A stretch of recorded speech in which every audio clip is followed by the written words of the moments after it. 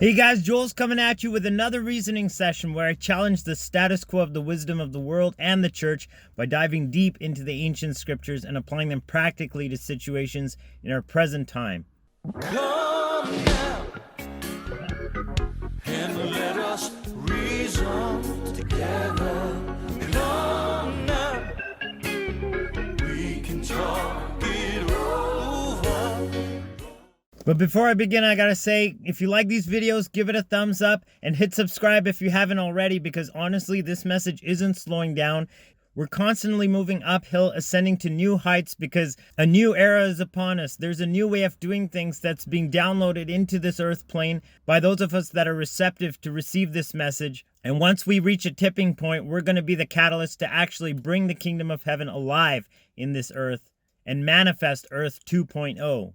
It's already in the works. There are already agents in place, but we just got to choose which side of history we're going to be on.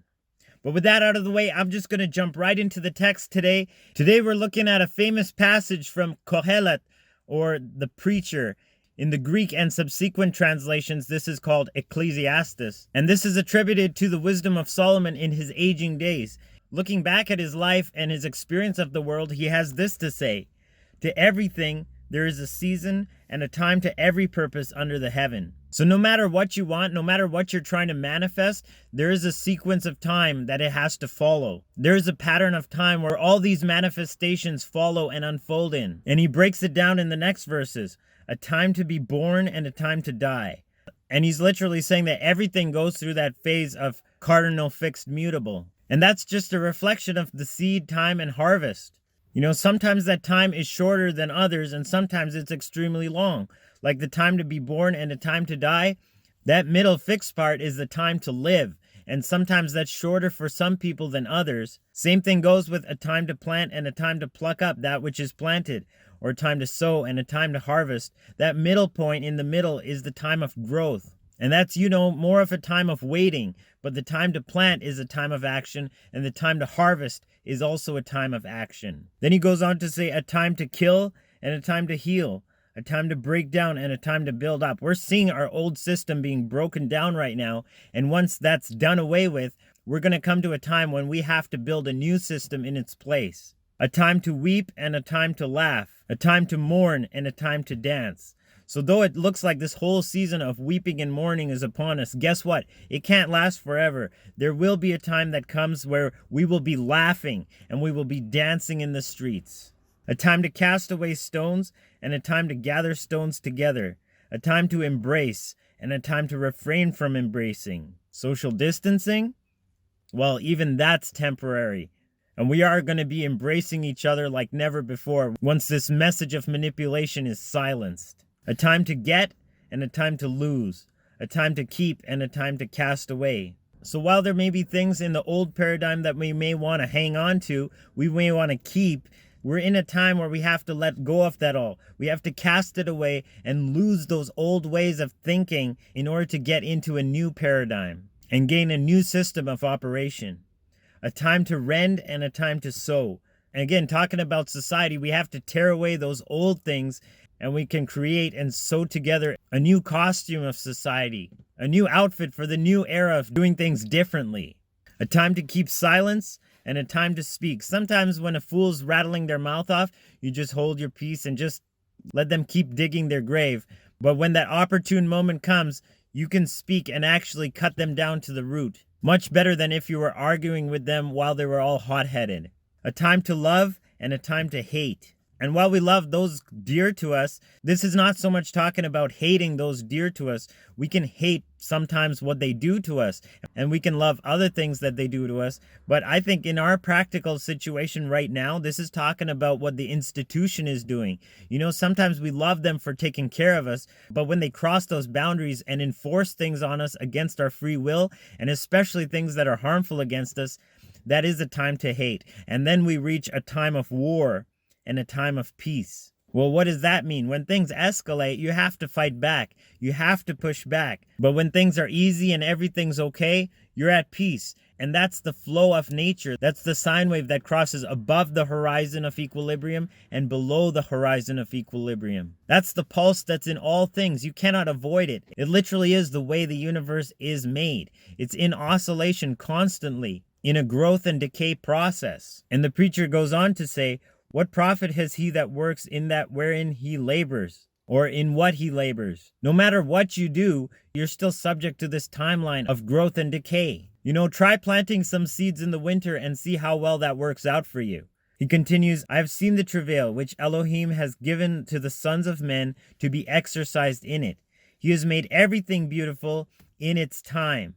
Also, he has set the world in their heart, so that no man can find out the work that Elohim makes from the beginning to the end. While we want to make the best life for ourselves temporarily while we're in this physical plane, there's something much greater going on in a timeline that we can't even comprehend.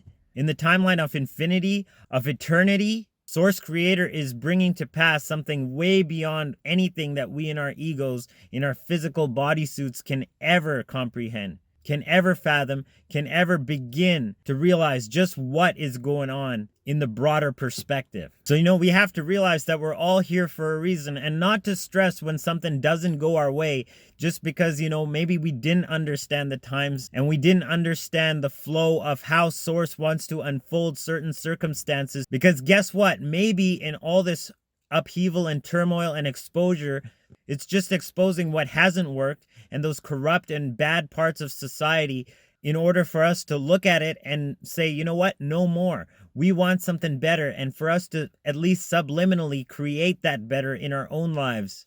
And as we do that individually, all the pieces add up, and collectively, suddenly, we're standing in a new potential. And he concludes this idea by saying, I know that there is no good in them, but for a man to rejoice and do good in his life. Because if you do evil, you're just sowing those seeds of evil where you're going to reap that harvest of evil. And also that every man should eat and drink and enjoy the good of all his labor. It is the gift of Elohim. We exist only by this divine providence that actually allows awareness to be embodied in this physical experience of reality. And when we rest in that higher perspective, we realize that bottom line in which he concludes this passage. I know that whatsoever Elohim does, it shall be forever. Nothing can be put to it, nor anything taken from it. And Elohim does it, that men should fear before him. That which has been is now, and that which is to be has already been. Talking about that infinity of time. And Elohim requires that which is past. So we're living in this infinite cycle of time. Time is not linear, but it's more a cycle, and it repeats and repeats and repeats on a holographic level in tiny timelines, from days to exceedingly vast timelines like processional slippage and the great year, and even greater cycles than that. So when we realize that our egos can't even fathom the infinity of creation, and much less Source Creator, we can actually allow that potential to start to flow through us, and we can realize that we can bring this potential into this physical earth plane.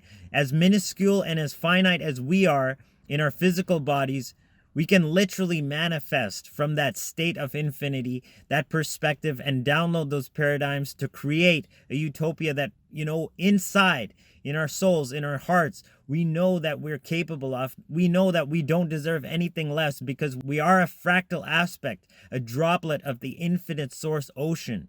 And by allowing that breath to create the words that speak from our lives, we can actually set in motion a creation in line with that divine blueprint, instead of sabotaging ourselves and literally manifesting a cursed world around us by the very words we speak. So tap into that kind of potential, and that kind of potential will manifest in our physical world.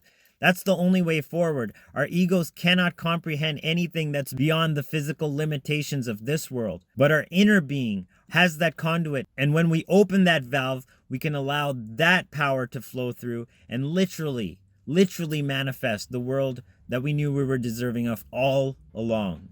So I love you guys. I'll check you in another reasoning sesh. Joel signing out once again. Agape. Salaam. Namaste. Shalom.